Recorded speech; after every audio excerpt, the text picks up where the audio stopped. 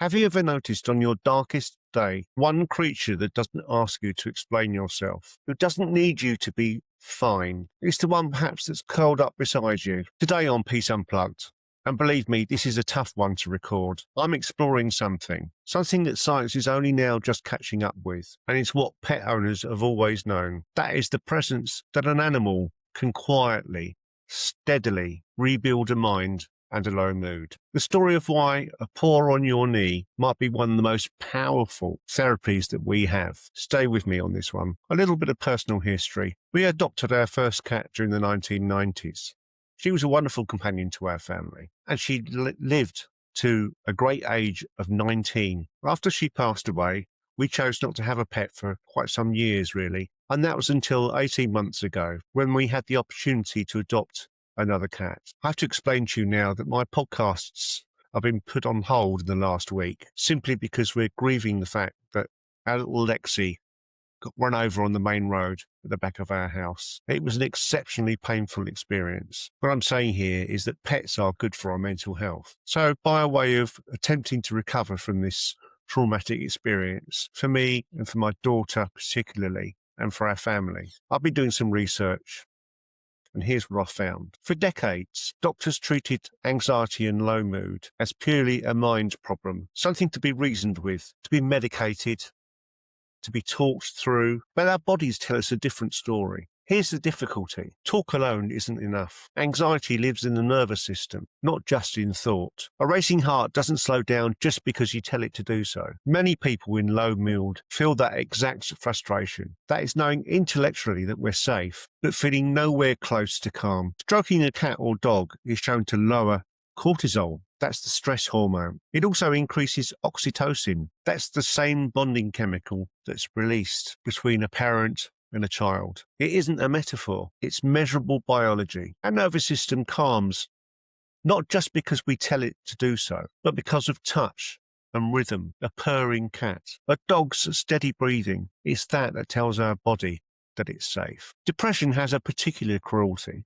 It strips away the structure of our lives. Getting up, eating, opening the curtains, all of that can feel absolutely monumental. I certainly know that from personal experience. Without external reasons to move, days can blur into one another. Many people describe depression as not sadness, but as a stillness, kind of quiet paralysis, where even small tasks feel impossible. Now, a pet doesn't care that you feel that low. They still need feeding. They still want the door opened. The cat still wants the litter tray changed. The dog still wants taking for a walk. And in that quiet demand is an unexpected gift. A reason to get up that has nothing to do with how you feel. It has everything to do with the love that is needed. That small repeated act of care becomes its own form of therapy. One of the hardest parts of struggling mentally is the fear of being a burden. You know, that feeling of loved ones tired of hearing, "I'm not okay," again. And that's the sort of fear that can make us withdraw entirely, going quiet, exactly when the time to connect is at its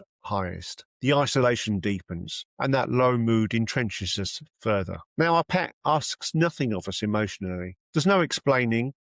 There's no apologising. There's no requirement for performance to be better. You can cry into a cat's fur and they simply stay. For many people navigating grief and depression or anxiety, that steady, undemanding presence is the one relationship where they don't have to manage anyone's feelings, only receive comfort. It might seem like pets replace human connection. Isolation can feel safer, and a cat curled up on your lap can feel enough. But total isolation, even when it feels comforting, tends to deepen low mood over time. Humans still need other humans, and that can feel like the hardest step, particularly when we're struggling. Pets, particularly dogs, often become the bridge back outward. A walk becomes a nod to another dog owner. Conversation starts because two animals sniffed at each other. You see, pets don't replace that human connection. They gently and indirectly rebuild the confidence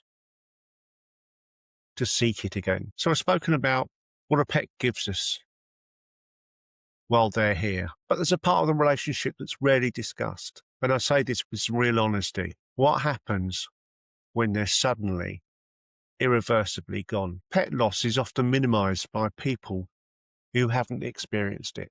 It was just a cat. You can get another one. Those badly learned examples went through my head last week, and I came to realise that they were an attempt to ignore the very painful grief that was prominent. It caused that physical pain in my chest.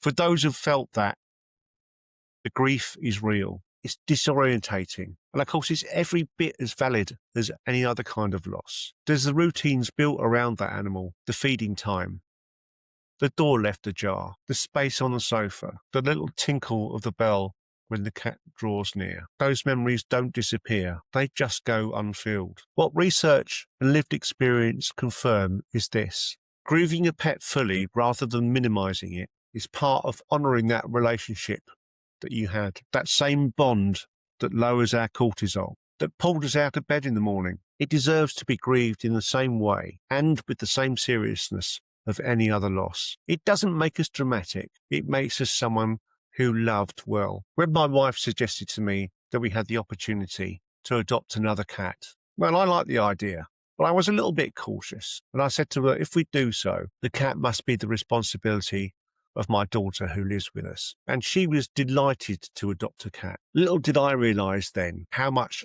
I would fall in love, how much we all fell in love with little Lexi. She was a playful cat with a big personality. She wasn't a lap cat. Her affection towards me was simply to rub her little cheek on my hand. Occasionally a little paw would appear if I was concentrating on something else. And that was simply to ask to be able to be let outside or to ask for a treat. I miss her little face peering through the windows of my cabin. So what's the learning point today? A pet's presence can calm the nervous system. Their quiet needs can pull us out of our own low moods. Their non-judgmental company can be a refuge when we're too afraid to share our burden with other human beings. And that can be the unlikely bridge back to human connection. And that when these pets leave us, the grief we feel is not too much. It's simply proof of how much good they did. If you've got a pet at home right now, low mood